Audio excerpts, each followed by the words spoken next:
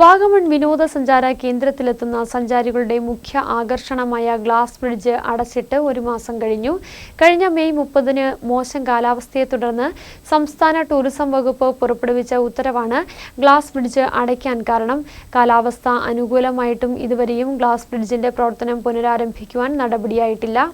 Vagamon adventure പാർക്കിന്റെ ഭാഗമായ glass ബ്രിഡ്ജിന് വലിയ സ്വീകാര്യതയാണ് ലഭിച്ചത്. കണ്ണാടിപ്പാലം വന്ന ശേഷം വാഗമണ്ണിലേക്ക് സഞ്ചാരികളുടെ ഒഴുക്കായിരുന്നു. ലക്ഷങ്ങളുടെ വരുമാനവും DTPCക്ക് നേടാനായി. ഇപ്പോൾ ഒരു മാസത്തിലധികമായി ഗ്ലാസ് ബ്രിഡ്ജ് അടച്ചിട്ടിരിക്കുകയാണ്. ഇതോടെ അഡ്വഞ്ചർ പാർക്കിലേക്ക് എത്തുന്ന വിനോദസഞ്ചാരികൾ നിരാശരായി മടങ്ങുന്നു.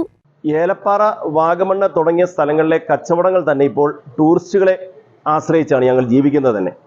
അപ്പോൾ അതിനിടയിൽ കഴിഞ്ഞിടയിലെങ്ങാണ്ട് ഓറഞ്ച് അലേർട്ട് വന്നു, നമ്മുടെ ഗ്ലാസ് ബ്രിഡ്ജ് ഉൾപ്പെടെ അടച്ചായിരുന്നു.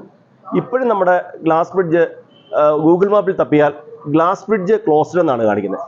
ഈ യാത്രക്കാർ വരുന്നത് തന്നെ, ഈ സഞ്ചാരികൾ വരുന്നത് തന്നെ ഈ ഗ്ലാസ് ബ്രിഡ്ജ് കാണാനായിട്ടാണ് ഇവിടെ വരുന്നത്. വാഗമണിന്റെ പ്രധാന ആകർഷണം ഗ്ലാസ് ബ്രിഡ്ജാണ്.